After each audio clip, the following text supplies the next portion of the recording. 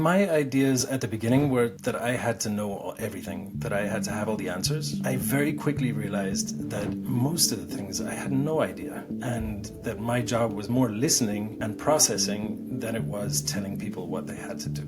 I think many of us have that idea. We have what I call a heroic view of leadership. That means I have the insight on where we need to go. Yes, other people give me input, but I'm the one who has to put it together. That means my job is to explain to you what you need to do. I'm going to tell you how to get the job done or solve the problem that's there.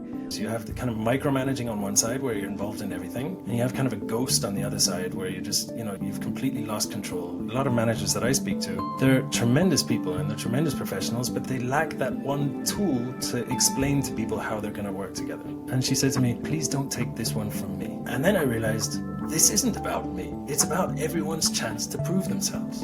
There is no growth in comfort and no comfort in growth. Yet the big leaps are how careers are made and how businesses excel. So how do you master not knowing at all or feeling like an imposter? How do you have the conversations that lead to trust and, of course, excellence? How do you take charge of the things that you can control? How do you thrive outside your comfort zone? That's what this podcast is about. I'm your host, Wanda Wallace, and it's time to get out of your comfort zone. Welcome to the conversation.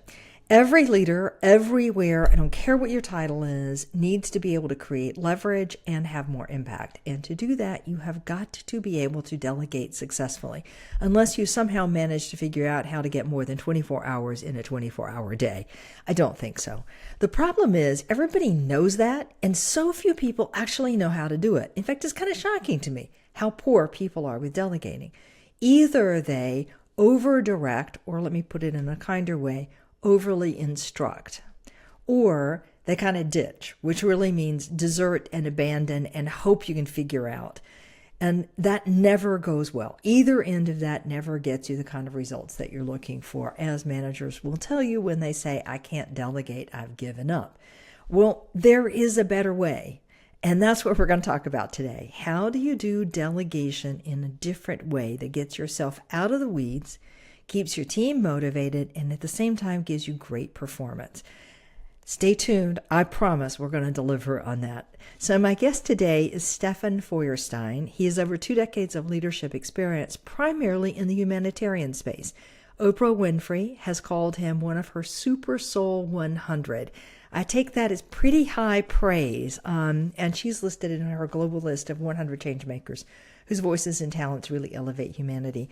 Born in the United States, educated in Europe, 20 years in Central and South America, U.S., so he's got a very clear, strong global lens. And since doing this humanitarian work, Stefan has now turned his time towards managers and teams, particularly ones that are mission-focused and growth-minded, trying to help those managers build their teams and their team cultures in a way that creates strong ownership. Responsibilities are clearly defined, and leadership is about building up the people that work for you. So he's the creator of a thing called the ABC Delegation Framework, and he's the author of the book we're talking about today, ABC Delegation, the Manager's Guide to Effective Delegation. Now, I have to tell you, I don't listen to many people's advice on delegation. Stefan's worth listening to. So, Stefan, welcome to the conversation. Thank you so much, Wanda. It's a pleasure to be here. I'm delighted. I love it. I love it. All right, so start with me at the top. Why? You have all of this experience, some very successful experience in the humanitarian space, leading large teams, making things happen. What was your personal journey that inspired you to write this book? So my leadership journey started at the age of 27, when I accidentally got into a leadership role. I was asked to take over a nonprofit that I had volunteered in years before. I had very little practical experience actually managing people, and this was it's a large organization, it has 250 people working on the staff. And because I had worked as the assistant to the director years before, when I was visiting one year, he said to me, our director's leaving in 3 months and I'd like you to take over. And I told him, I don't know how to do that. And he said, you have a good heart, the rest you can learn, and I'll be here to teach you. It was a humbling experience. It was a very humbling experience. I came in there with the idea of leadership that was completely wrong. I understood my role in the whole thing completely wrong. But as I was working with him and learning from him and learning from my team and learning from others and and getting training and kind of finding my way in this world of leadership, I began realizing what an impact we have on the people who work with us, and what an impact we have on the missions that we're guardians of or stewards of, when we're working together with people, and that it really matters how you engage with the people who are on your team. So that's what I love. I love working in a place where I feel like I can grow, where I feel like I'm making a difference and doing good work, and I want to create that space for more people. I love that. I think everybody can relate to that, because what's the point of trying to lead otherwise if you're not trying to see how much you can do to help the team grow and how much you can get accomplished with the group that you couldn't do single-handedly. But you teased me on something I have to go back and ask for. You said your ideas of leadership were all wrong when you started the job. What were your ideas and what did they transform to? My ideas at the beginning were that I had to know everything, that I had to have all the answers. And I know this is very much down your alleyway, because I've been reading your book. You don't can't need to know it all. You can't Yeah. know it all, which is wonderful, by the way. And it's so I thought that my role was to come in and know everything that people had to do, how to do it, just have all the answers. People would come to me and ask me questions. I mean, I was a kid. I was 27. And I very quickly realized that most of the things I had no idea, and that my job was more listening and processing than it was telling people what they had to do. I think many of us have that idea. I see it every single day. Every time I walk into somebody's office to have another coaching conversation with them, we have what I call a heroic view of leadership, meaning I'm supposed to be the hero or the heroine who steps in to save the day. That means I have the insight on where we need to go strategically, me solo, uniquely. Yes, other people give me input, but I'm the one who has to put it together. That means when you bring me a problem, I'm supposed to know the solution to that problem. That means my job is to explain to you what you need to do. Even in the best kind-hearted way possible, I'm going to tell you how to get the job done or solve the problem that's there. When there's a complaint, I do it. When there's something else that needs to be done, I take on, I say yes, and it just becomes very I-centric. And that is seductive, highly rewarded, and I would argue misguided. Absolutely. Very misguided. I had many situations where an issue would come to us, like we were primarily working with kids, and the social workers would come to me and tell me what had happened. And I would jump in straight away saying, well, we should do this and this and this. And then they'd be like, but if we do that, then this will happen. And if we do that, then this will happen. Because I was functioning out of just the one little piece of information, but I didn't have the big picture to actually make those decisions. And so in that humbling process of realizing, no, my team, the people who are doing the work directly on the front lines, they're the ones that know what's happening. They're the ones that understand what's happening. And my role is just to make sure that we as a team are working towards the goal that we've set and working towards the mission that we've signed up for. All right. So I often say your job as a leader is to enable the team to do it. It's not necessarily to do it yourself.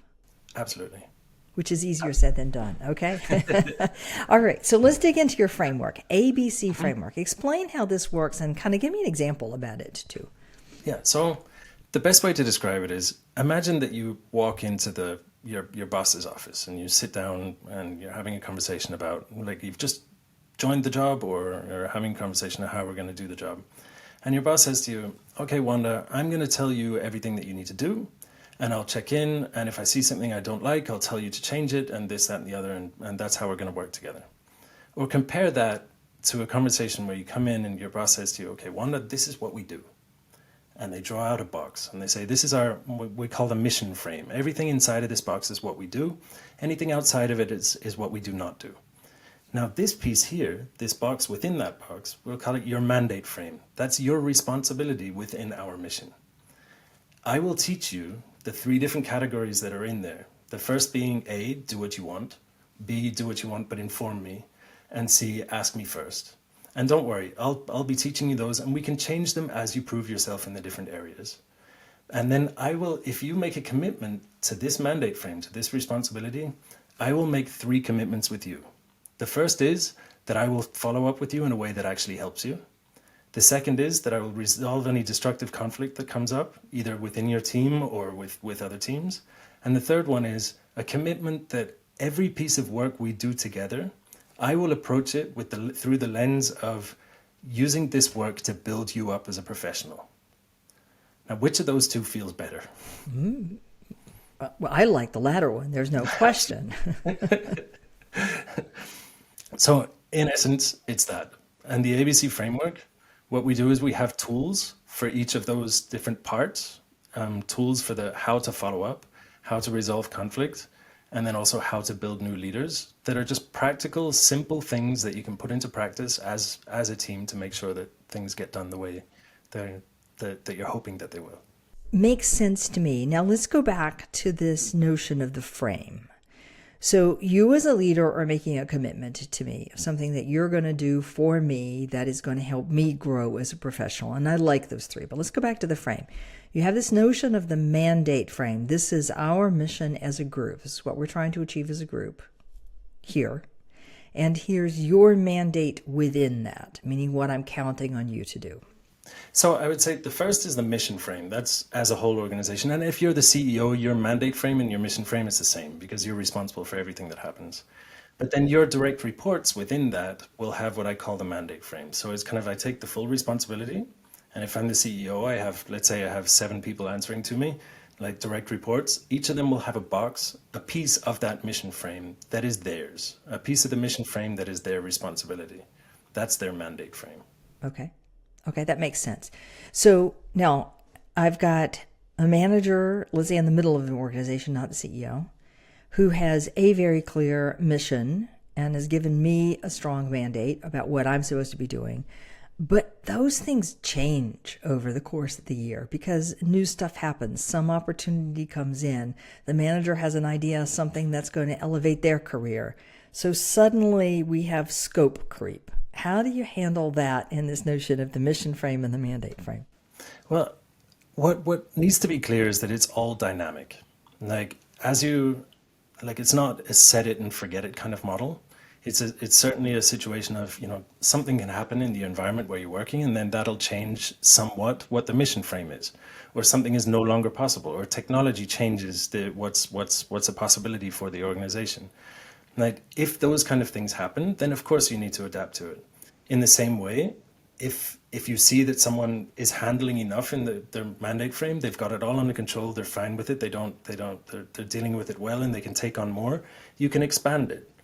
And within that, those 3 categories, it's the same kind of thing. You can have them start off with a bunch of things and ask me first, and then as they're proving it, you move it into B and say, just inform me of it. There might be things where it's like, you don't need to inform me of that anymore. You've been doing this for months. You're doing it fantastically. You're doing it perfectly. Let's move that into A. You just do that as you want. You don't need me for it.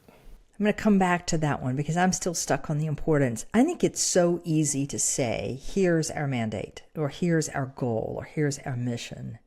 That is easy words for a manager to say, oh, yeah, I should do that. And I find very few people do it well.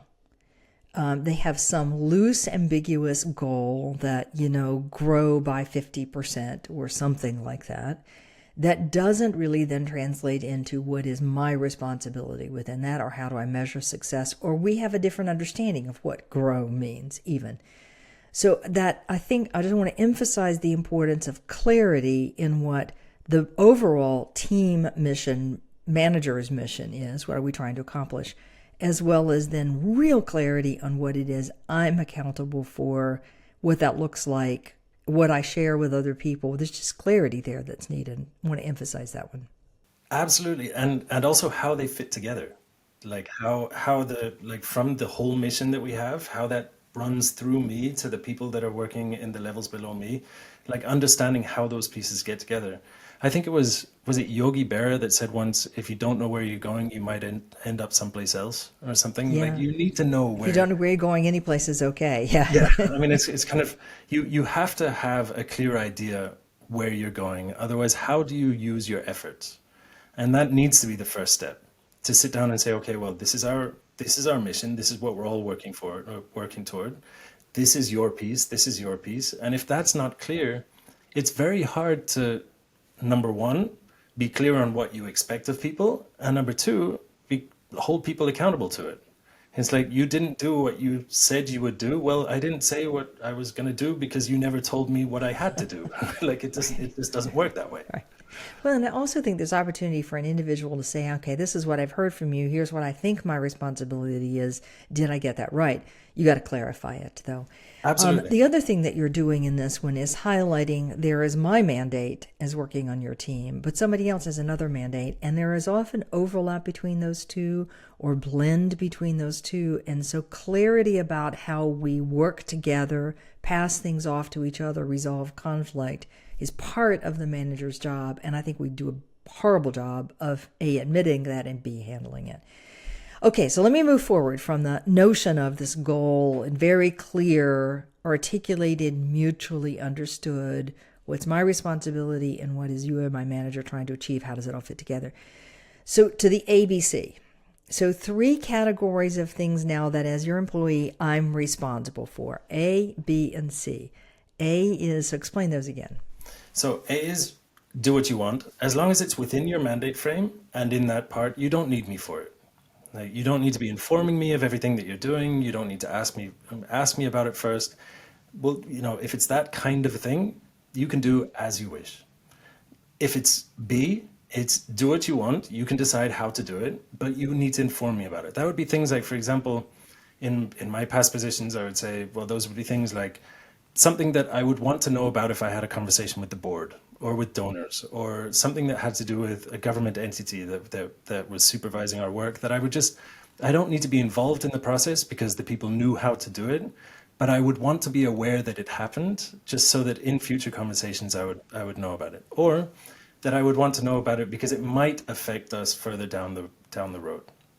And then there was C, which is ask me first, which would be a lot of those things that are in the overlap, because it's kind of, you can't just go ahead and do that, because if you do that, you might affect some other part of the organization, like, because this is one of those spaces where your changes will affect how they have to work. It might be things that are high risk. It might be things with a high price tag. Any of those things could make it category C, where it's like, no, this one, effectively speaking, I'm saying you need to delegate this back to me. Like, come to me, bring me your ideas and everything, but you need to come to me before you do it, so that we make sure that we're doing it in a certain way.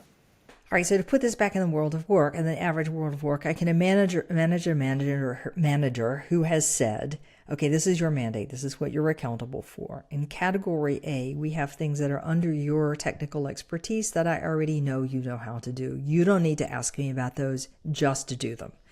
I can imagine under category B, we have things like you can allocate an expenditure up to a certain dollar or euro or whatever amount. You just need to let me know so I'm not surprised by that. However, C is a category where you can't expend beyond so much without coming and asking me for it, or it affects one of the manager's stakeholders, so you need to ask me first, or whatever. So you're authorized to do without asking. B, yes, go ahead, but keep me informed first so I'm not surprised. And then C, come and ask me. Why is that ABC framework so useful? It's for a number of reasons. Number one, a lot of the time people don't delegate because they don't know how to, or they don't have the tools for it. And there are a lot of people, a lot of managers that I speak to, they're tremendous people and they're tremendous professionals, but they lack that one tool to explain to people how they're going to work together. Like, they'll come to me and say, I'm sitting there and I'm wondering, why didn't they come to me about this first? Or how did I not know about this? Or why are they coming to me about these things? It's like, well, put that into language. And when you have it into language, and when you have it into something, especially because if it's something visual, you can share it with your team. And you can share it not just with your direct reports, but you can expect them to do it the same with their teams. And because you have that shared language, you can have a simple conversation about it, as opposed to saying, you need to delegate more to your people. It's like, you see this, how we're doing it between you and me? I need you to do the same things between you and your team. Your team, right. I often talk about, when I'm talking about delegation, I often talk about the responsibility of the manager to set the boundary conditions. things that we are not allowed to do. So timeline, budget, who's involved, stakeholder management, like what are the boundary conditions from which we can't deviate? And what you're doing is giving me a more sophisticated way of thinking of the boundary conditions. I also hear managers tell me all the time, yeah, I delegated this to my team. I trust my team members to do it, but they don't keep me informed. And then I find out somewhere down the line from a peer, and I'm surprised, and then I can't manage, and so on. Being clear with your team about what I need to know about also sets up the kind of check-in conversations that we're going to have. Absolutely. And that, some things I just don't need to know. Don't waste my time. Keep going until there's a problem. Then tell me about it. And some things are going to affect my ultimate performance. I need to be all over those. You can't touch them without being in touch with talking to me first. Yeah. So it's kind Simple. of, it's that you have the two extremes. You have the kind of micromanaging on one side where you're involved in everything. And you have kind of a ghost on the other side where you just, you've completely lost control. You've just told, the kind of people who say, I believe in empowering my teams. I show empowerment by not answering emails. It's Yeah, like, right. no, that is not management. That's not That called is, management. that's abdication. That's just kind of like, yeah, go and do what you want. There has to be a way to say, yeah, no, I'm going to give as much autonomy and responsibility as possible. And I'm going to trust my team to do it. But it needs to be something where I'm not giving up my responsibility. I'm still connected to the pieces where I need to be connected.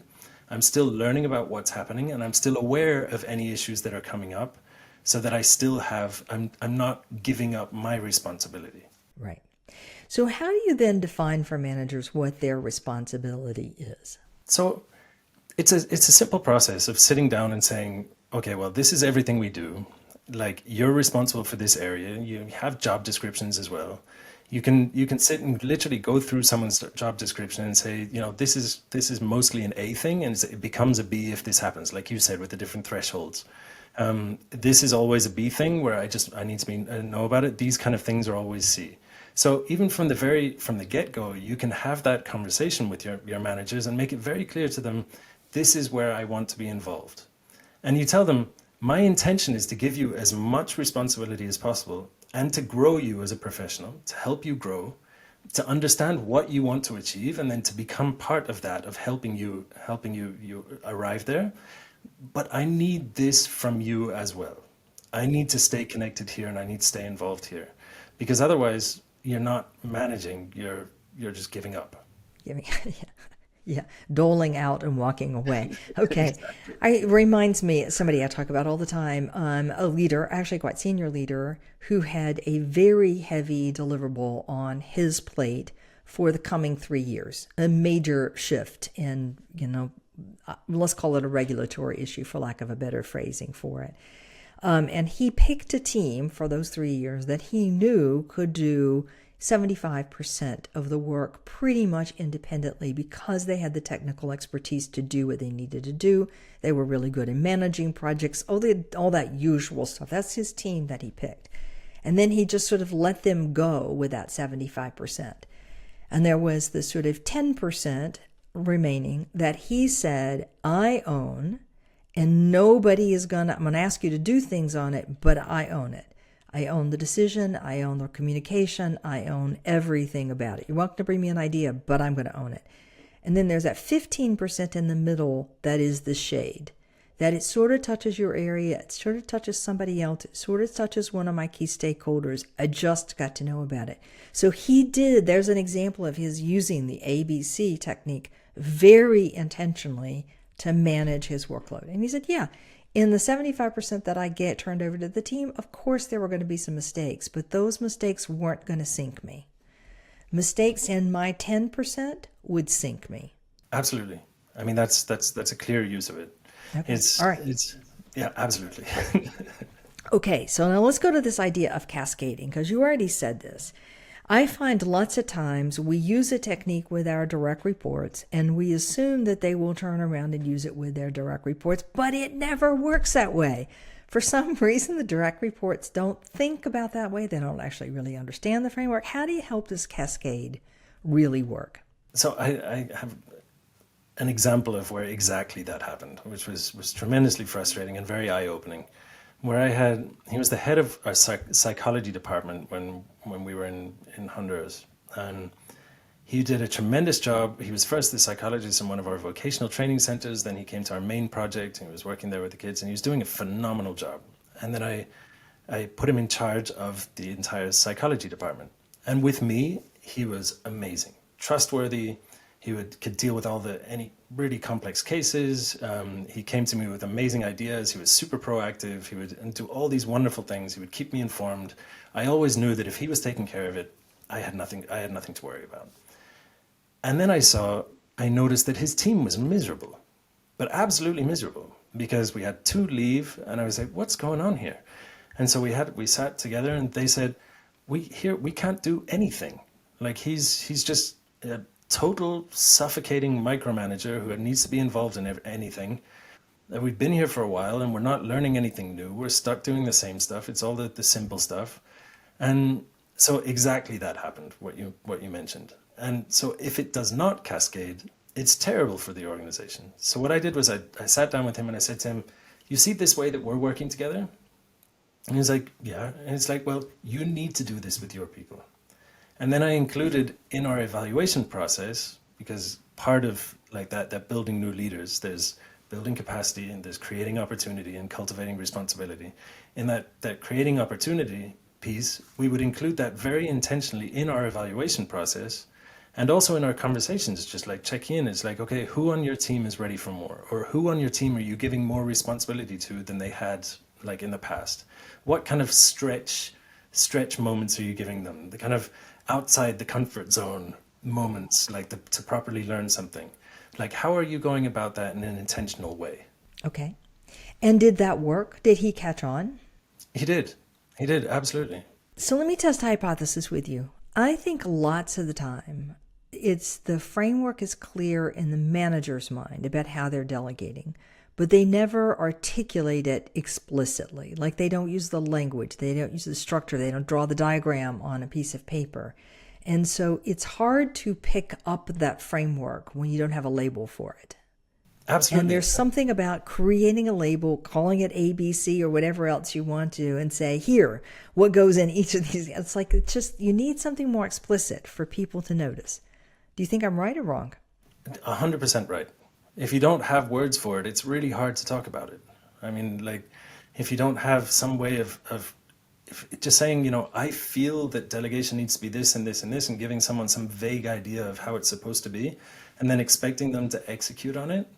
I mean, sometimes it might work, but as a general rule, having words for what to use in a conversation as you're explaining to people what you expect from them is helpful. And so to have a framework where it's like, this is the piece, this is how we look at this is how we're going to talk about this is what we expect from each other, this is what we've committed to, these are the 3 commitments we're going to make to our people as part of our mission, as part of our values of who we are. And when you have those words to talk about it, when you see it's not happening, you can see an issue that's happening, tie it back to the framework, and just go and say, well, it's this. It's not just a delegate better. It's well, have you talked to them about their mandate frame? Like, have you looked at these categories? How do you have those set up right now? And if they can't give you an answer, then they're not delegating. They're not started. They're not in the right direction.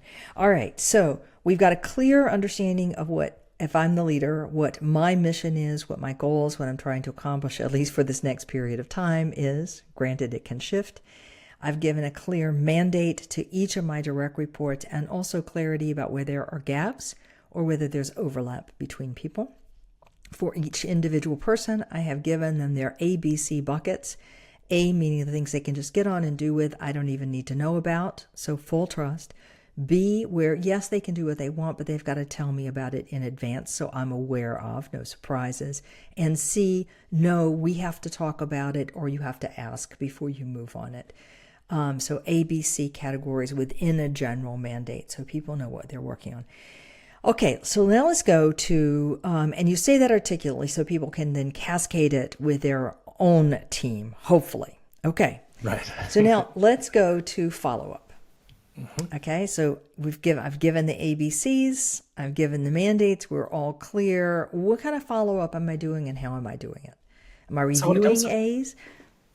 Well, when it comes to there's two things, and the answer to your question is no in one of them, and yes in the other. So when it comes to the follow up, we would do two things. I would do what I call ABC check-ins, which are weekly. Well, it depends. It could be weekly. It could be in some places it might be every 2 weeks, and in some places it might be more frequent. But we would have these ABC check-ins where we would sit down and it was very clear this is a tool. Like we're not being rude to each other that we're having a short meeting. This is a tool that we're doing like so that I can help you so you can keep me connected. So this is part of how this is one of our commitments here. And the rules for that, the structure for it was very simple. It was skip A. We wouldn't talk about A in the ABC check-ins. And if they brought up things that were supposed to be an A, I'd be like, why are you telling me this? This is definitely an A thing. And it would be like, ah, yes. Because sometimes I started noticing that in these meetings, if people would bring me things that I didn't need to be involved in, then I'd end up getting involved in them. And then they would think that they needed to involve me in them. And then I would end up getting involved in them even more. So we'd have this rule where skip A, I'd say, let's start with B. What have you already done that I need to know about? Then we'd move on to C and say, okay, well, what do you need me for? And like, what are the things, the C category things, and what are your ideas for them? Then we would look at the mandate frame as a whole. I'd ask questions like, who on your team are you building up right now? What kind of conflicts are you facing right now? How do you feel overall with your responsibility? How's the workload at the moment? Those kind of questions. And then I would look at something that I'd seen that they had done that I really like, kind of just affirm that, like, I've seen this, I like this, I want more of it. And then we'd close. And we try to make this rule of, let's try to keep it to 15 minutes. If we finish in 9, let's give each other 6 minutes back. But especially the Latin American culture where like sometimes the brevity can be sensed as somewhat rude, it was very helpful to me to be able to say, no, this is a tool. Like this is our, the ABC check-ins. We're going to try and make it short, concise. It's just a part. It's the connection thing. It's just you giving me a few things, me giving you the things that you need, and then we keep going. Right. And And then I the second, love that, something I've seen that you do that I like, so that encourages people to do more of it. And I promise you, if you want to change people's behavior, find something you like about what they're doing and they'll double down on it. It's guaranteed for human success. If you've got any relationship there at all, it will really work. I also love this notion of skipping A and then sticking with it. That's an A category. Why are you telling me about it? Because sometimes people want to say, hey, look at me, isn't that great? And sometimes they're checking, did you really mean this was an A category? And sometimes they're just sort of didn't really want you to check in on it, but they thought they better tell you. The moment you get involved in it, now you're going to start to own it. And the more disengaged they will be, and the less they believe you meant the ABC framework to begin with. So stay out of it. And if something changes, then it moves to a different category. And then you have a conscious discussion. Has this changed categories for some reason I don't know about? absolutely. And then for the A's, so that you haven't just kind of like given up on them completely, you do cover those in your evaluations, whether that's every 3 months or 6 months or whatever. But that's like you have the processes in place to make sure that those are happening well. But they don't need you as the manager on a daily basis or on a weekly basis or on any basis to be involved in those things regularly. All right, I had one of those with one of my team members very recently. So I get the email that says, hey, just wanted you to know, or I think I know what you'll say, but wanted you to know, what do you think we should do about blah, blah, blah, blah, blah. Okay? This is a category that clearly belongs to this individual. It is not something I would normally weigh in, but the tease is there in the email of what do you think? All right? Being in that heroine mindset, it's really easy to jump in and say, oh, X. But I bet you knew that already. But the moment I do that, then they're going to come back to me 5 more times with that same question. So I got smart for once in my life, and I said, Stefan, you're perfectly capable of making that decision. And no other response, like nothing. I didn't even follow up with it afterwards, just like done. But any other response, and I would have been piled back on my desk again and again and again. Absolutely. There's a great article in Harvard Business Review by Elspeth Johnson, who I know you know, and you've had her on the show before. And she talks about, I think it's called Why Aren't I Better at Delegating or something like that. And she talks about how the dopamine hits that we get for just kind of ticking things off on the list. I mean, the article is about a lot more than that, but one of the pieces is about having to learn to get our are hits from something different, not just ticking things off that other people could have done, but understanding that we need to kind of be satisfied with our jobs and kind of get that reward that we feel from other things. And if you have language for that, like for example, building up your people is one of those, then you can find those hits easily. You can get them easily. You can have that sense that you've accomplished things, just that you're not accomplishing things that other people should be doing. Should be doing it. So I call that a hit already, is that I don't have to do it. Somebody else can. And I'm never running out of things to do. Trust me, I don't think anybody is anymore. All right, so let's talk in this context then. How do you deal with underperformance? So we've done the mandate, we've done the clarity on the expectations, we've done the ABC categories. Let's say the feedback isn't, you're not doing what I want you to do. And let's say I've even given you decent feedback about what it was that I'm expecting, but I'm not getting where I want to go with this particular person. What do I do now? Well, you need to first determine why. Like, is it because there's some kind of issue going on? Like, is there some kind of conflict that's in the way? Is there like the destructive conflict that I talk about? Is it that there's too much in their mandate frame? Do we need to review the scope of their mandate frame? Is it that they have something else going on that you don't know about? You need to understand why it's not happening first. If you've done everything that you can, and you've really, really given them all the support that they need, you've determined that it's not any of the conflict that they're facing that is your job as a manager to clear out. And they're still underperforming and they're still not able to do it. And it's not a question of that they're completely overloaded and they just don't have enough people, which should be a question of, either I add people or I reduce their mandate frame. Like everyone only has a certain amount of hours in the day. But if you've done all of that and the person is underperforming anyway, well, then it's an attitude issue and you can try and fix it. But if you're not, there does come a time where you have to say, our mission and the well-being of everyone on this team cannot weigh less than your desire not to participate. Okay. So we have a hard conversation that says, in effect, you've either got to get on board or move on to something else. That's the precursor for that conversation in a really good way. I'm going to pick on everybody's favorite complaint group at the moment, particularly the managers and leaders out there, and that is Gen Z, where the belief is that Gen Z is, and I'm going to emphasize belief, is that they're somehow lazy or entitled or unwilling to put in extra work or blah, blah, blah, blah, blah. Pick whatever your favorite phrase is there. I'm betting a lot that really isn't the why if you have a Gen Z member who's underperforming. So do you have any advice here? Absolutely. I mean, the Gen Zers, if we look at how people have seen the workplace over the last decades, it has changed profoundly. Like I look at my dad, who was in one organization for 40 years. I know many people who got their first job and then stayed with that company until they retired. And it was just it was what you do. Stability was more important than all the other things, than autonomy, than it's just people understood that it was a slow climb and you would just do the slow climb and that's what life was about. Younger generations, they see it differently. They say, I want to grow. I want to be built up. I want to learn new things. I want more responsibility. I want to progress, which are all things that we actually value in people. It's just that if we don't have the structures in place to actually do that, then they say, you know what, I'm out, I'm leaving. And we see that with, this massive turnover in many organizations.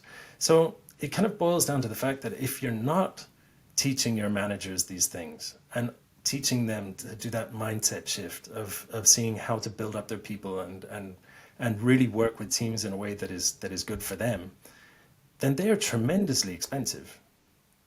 You're paying them salary, you're paying them with absenteeism, you're paying them with staff turnover, you're paying them with lower productivity, lower profitability. That's what you're paying those managers. I love that. I'm stealing that one from you from this point forward. They're not only their salary, they become super expensive for everything else you've got to correct for. Yeah, I find two things about Gen Z. We make assumptions about what they know, and we get the assumptions wrong. Both on they know more than we give them credit for, on the one hand, and two, there are things that we would assume they know that they actually don't know.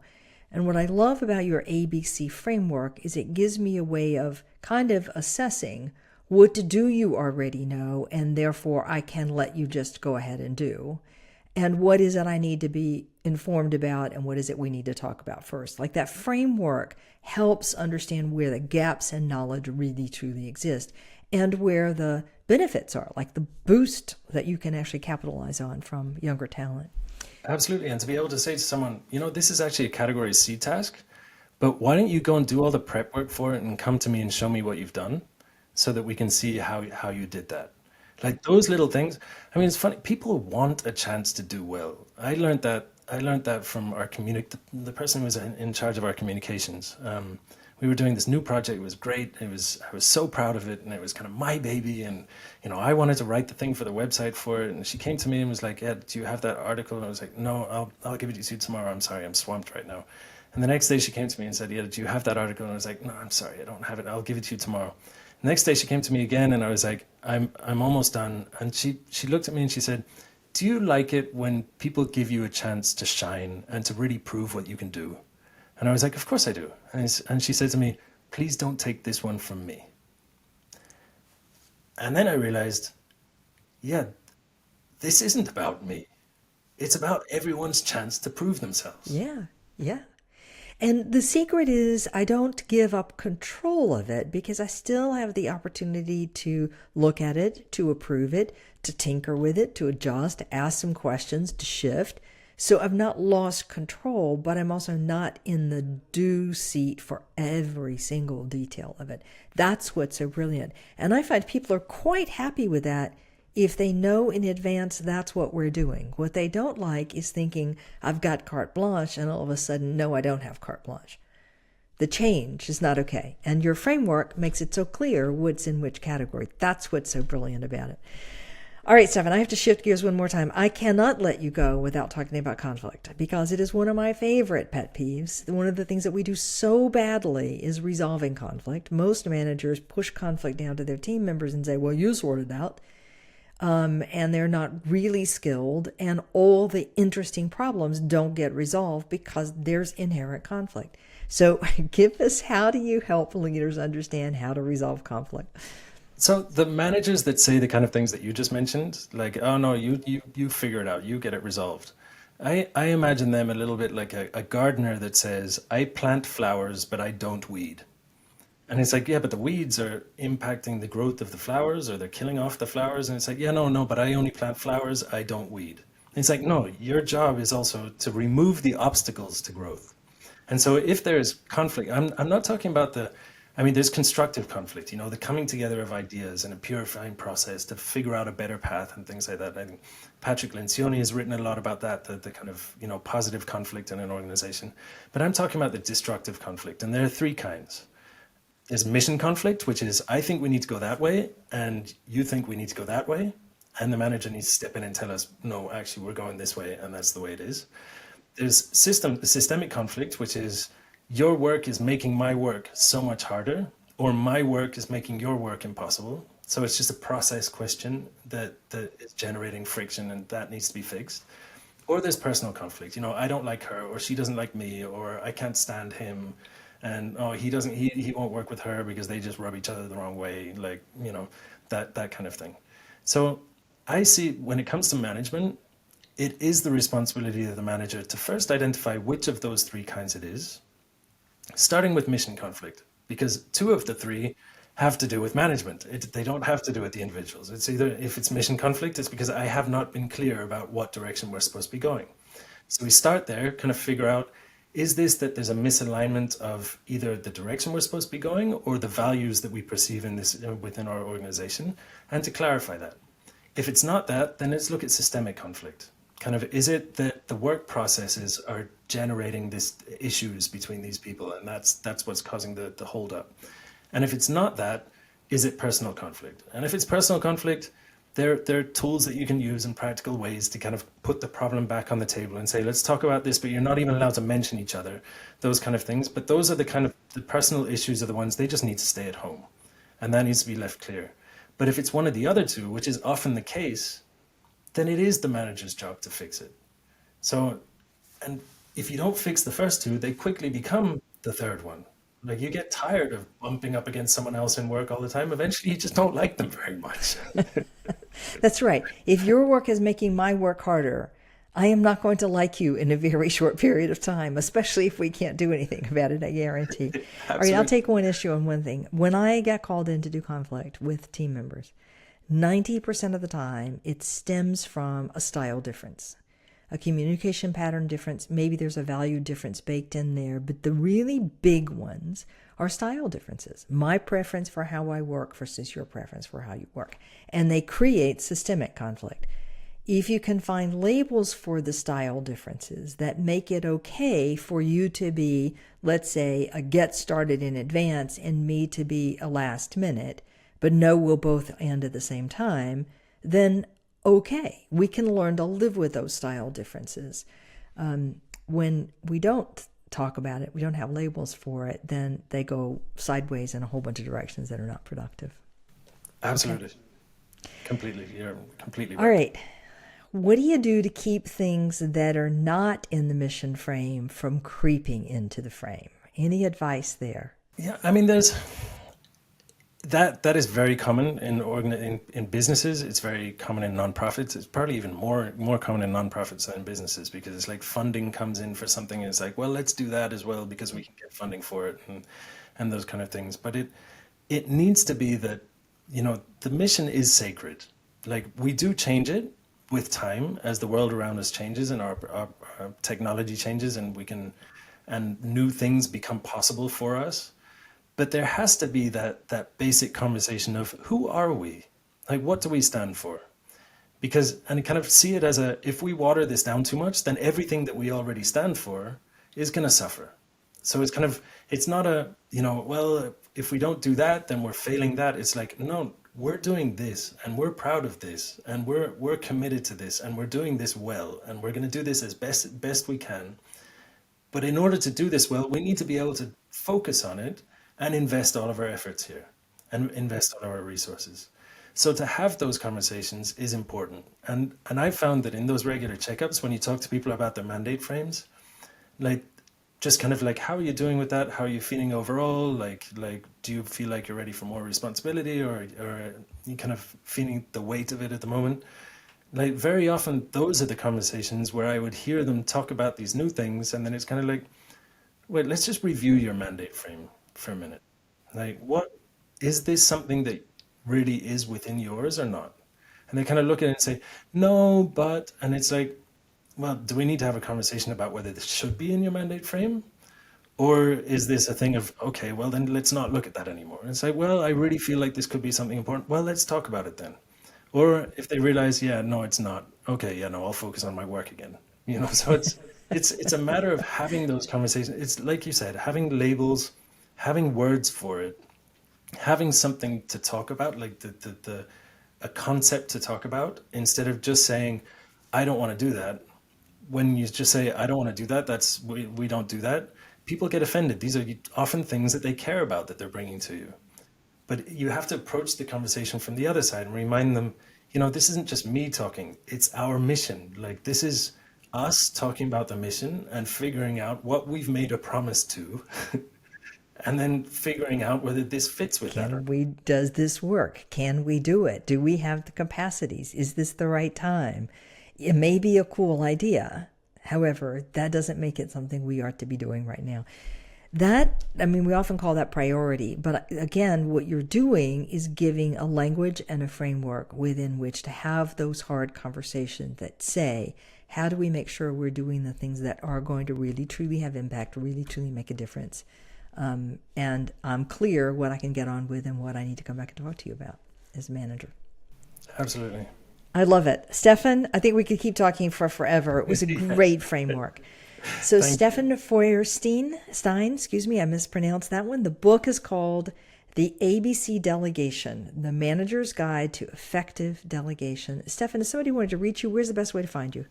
On www.abcdelegation.com. I'm also on LinkedIn. They can find me on LinkedIn.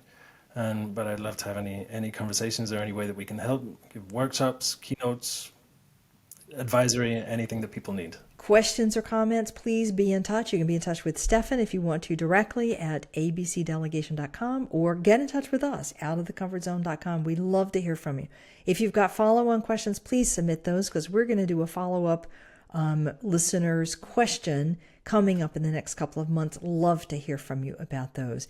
Check out, if you want to watch this conversation, check out our YouTube channel at Out of the Comfort Pod. And like I said, we'd love to hear from you. Join us next week for another episode in Getting Out of Your Comfort Zone.